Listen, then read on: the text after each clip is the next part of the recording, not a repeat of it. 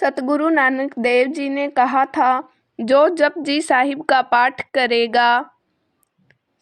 साध संगत जी, आज कई साखी सतगुरु नानक देव जी की और भाई लहना जी की है। जब सतगुरु ने भाई लहना जी को गुरु गद्दी सौंपी थी, तब उनके बीच का वार्तालाप हुई। सतगुरु ने क्या कथन किए, आइए। बड़े ही प्रेम और प्यार के साथ आज का यह प्रसंग श्रवण करते हैं। साध संगत जी, जब सतगुरु नानक साहिब जी की माता जी ने यह खबर सुनी कि सतगुरु ने अपने सपुत्र बाबा श्री चंद जी और लक्ष्मीदास जी को छोड़कर भाई लहना जी को गुरु गद्दी का वारिस बनाने लगे हैं, तो यह सुनकर माता जी बहुत दुख हुआ। तो वह चिंतित होकर, परेशान होकर धर्मशाला में गए, जहां पर सतगुरु बैठे थे। यहाँ पर दोनों सुपुत्र सतगुरु के पास बैठे थे। भाई लहना जी सतगुरु के पैरों को दबा रहे थे और भी बहुत सिख सतगुरु के इर्द गिर्द बैठे हुए थे। तो माता जी वहां पर चल कर आ गए।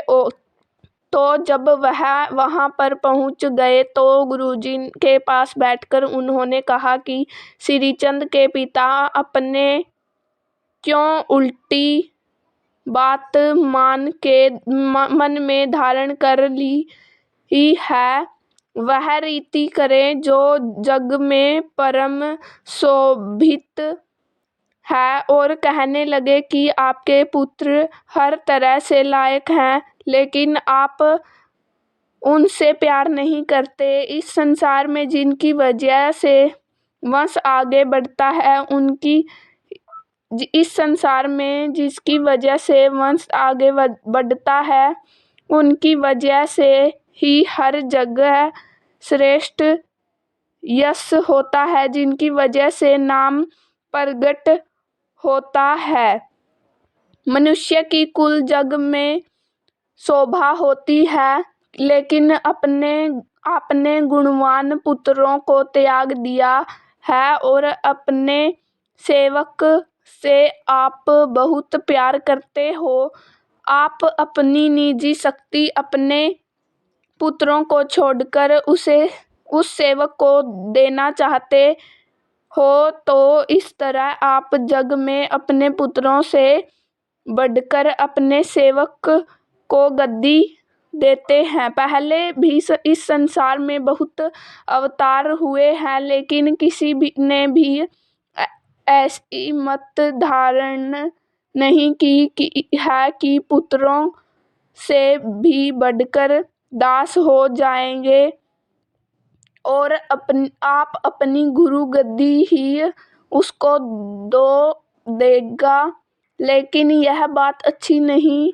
आप अपने मन में विचार कर लें, अगर आपके हृदय में यह चाह है तो आप की औलाद सदा ही चित्त में तपेगी। तो सतगुरु ने उनके ऐसे वचन सुनकर बहुत समय तक चुप धारण कर ली। तो उस समय एक बिल्ली ने एक चूही को आधा खाकर सतगुरु के आगे फेंक दिया। तो सिखों ने बिल्ली को डराया और वह डर कर भाग गई, लेकिन वह चूही वहीं पर ही सतगुरु के आगे पड़ी रही। तो सतगुरु ने उस चूही के माध्यम से माता जी को समझाने की व्योत बनाई। तो उन्होंने अपने सुपुत्र बाबा श्री चंद जी को कहा कि इस जग में एक मेरी चूड़ी पड़ी हुई है, यह अच्छी बात नहीं। आप उसको उठाकर दरवाजे से बाहर फेंक आए। तो ये सुनकर बाबा श्री चंद जी ने कहा कि मैंने मदारी बहुत तरह से के देखे हैं, जो हालांकि बिल्ली बना देते हैं, शंभो का कबूतर बनाकर उड़ा देते हैं। आप उनके जैसी रीति कर रहे हो और आपने जो मन में कपट धारण किया हुआ है उसको मेरी अच्छी तरह से जानता हूँ। सुर कुत्ते साथ लेकर आप बाहर फिरते रहे, फिर आपने एक मुर्दा दिखाया और फिर उस मुर्दे को कड़ा प्रसाद में तब्दील कर दिया और फिर ऐसे बहुत सारे कपट हुए हैं। मुझे इनको देखने की कोई जरूरत नहीं, मैं इस मरी हुई चूही को नहीं उठाऊंगा। तो इतना कहकर वह चुप हो गए और फिर सतगुरु नानक ने अपने दूसरे पुत्र बाबा लक्ष्मी दास जी को कहा कि पुत्र सुनो, यहाँ पर यह चूही पड़ी हुई है तो यह अच्छी नहीं लगती, इसको उठाकर बाहर रख आओ। तो यह सुनकर बाबा लक्ष्मीदास जी बोले कि मेरे लिए यह उचित बात नहीं है, मैं मेरी मरी हुई चूही को हाथ नहीं लगाऊंगा। अगर आप कहते हैं तो मैं किसी और को कह कर इसे यहाँ से उठवा देता हूँ। तो इतना कहकर वह घमंड में आकर चुप रहे। तो उसके बाद सतगुरु ने भाई लहना की तरफ देखा और कहा कि हे प्यारे करतारा, आप उठे और इस चूही को उठाकर बाहर फेंक आए। गुरु प्यारी साध संगत जी, ये सतगुरु ने आप ही कोई खेल रचा था। उन्होंने कोई बहाना बनाया था और ऐसी स्थिति बनाई थी और सतगुरु अंगद देव जी को गुरु गद्दी बख्श करनी थी, इसलिए गुरु जी ने ही यह सारी व्यवस्था आप बनाई और बाबा श्री चंद जी और बाबा लक्ष्मी दास जी के मन को अपने हिसाब से मोड़ लिया।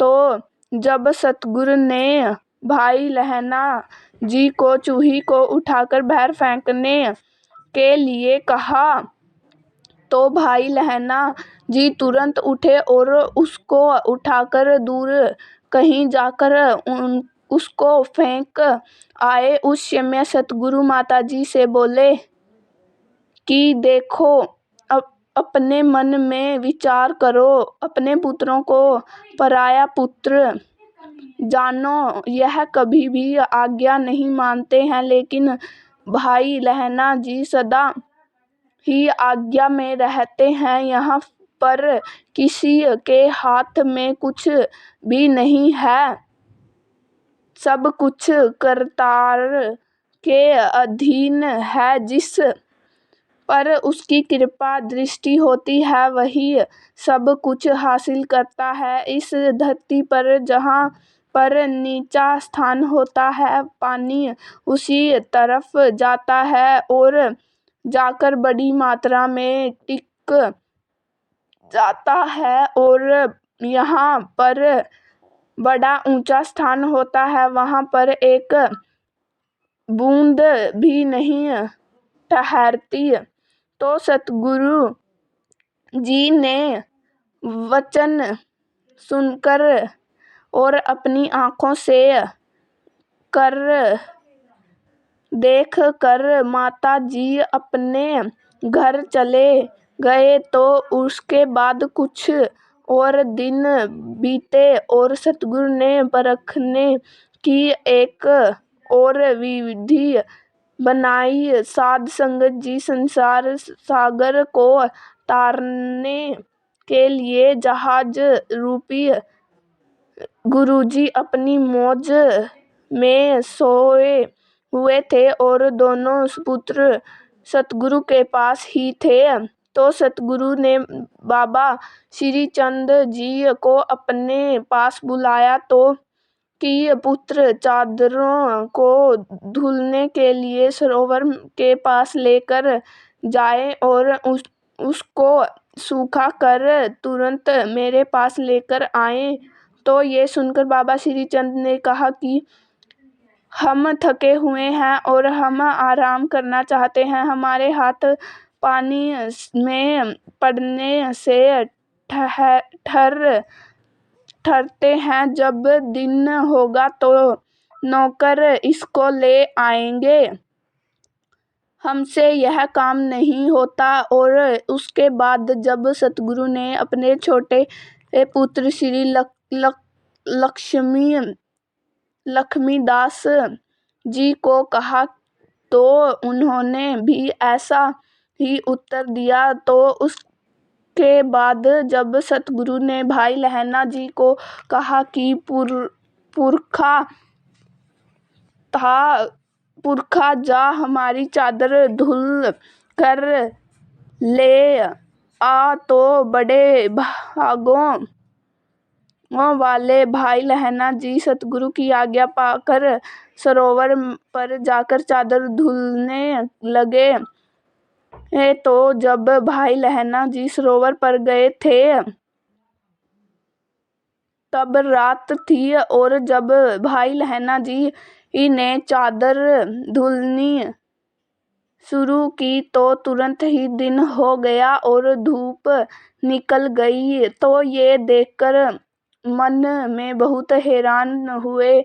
चादर को धोकर और सुखाकर सतगुरु के पास लेकर आए और सतगुरु के आगे रखकर सतगुरु के आगे अपना शीश झुकाया। तो गुरुजी ने उनको उठाया और कहा कि हे अच्छी मत वाले, तुम जैसे इस जग में और कोई दूसरा नहीं है।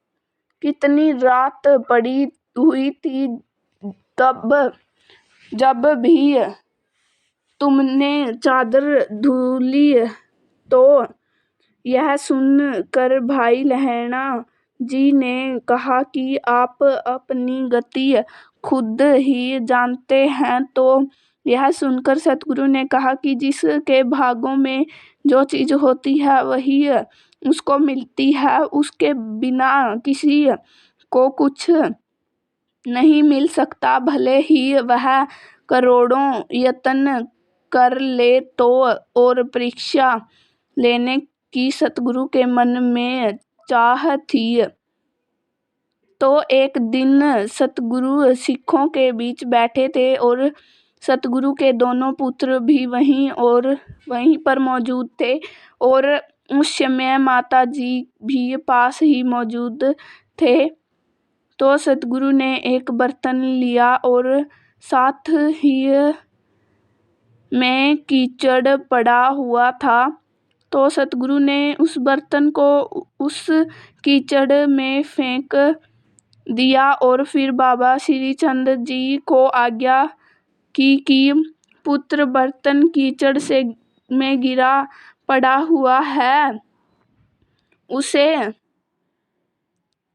उसे वहां से निकाल कर मेरे पास लेकर आओ और उसको जल्द से धोकर साफ करो। तो ये सुनकर बाबा श्रीचंद बोले कि मैंने अपने ऊपर बहुत कीमती कपड़े डाले हुए हैं। इस बर्तन की खातिर इनको गंदा नहीं करूंगा। यह पानी बहुत गंदा है। मेरी इर्द गिर्द बहुत दास सिख हैं। वह मेरा हुक्म मानते हैं। वह देरी नहीं करेंगे। मुझे आज्ञा दे, मैं उनको कहता हूँ वह तुरंत ही उसको निकाल कर ले आएंगे। और अगर मैं निकाल लूँगा तो मेरी महिमा कम हो जाएगी। तो इस तरह सुनकर सतगुरु ने अपने दूसरे पुत्र बाबा लक्ष्मीदास जी को कहा कि आप उसको निकाल कर लेकर आओ और उसको साफ कर मेरे पास ले आओ।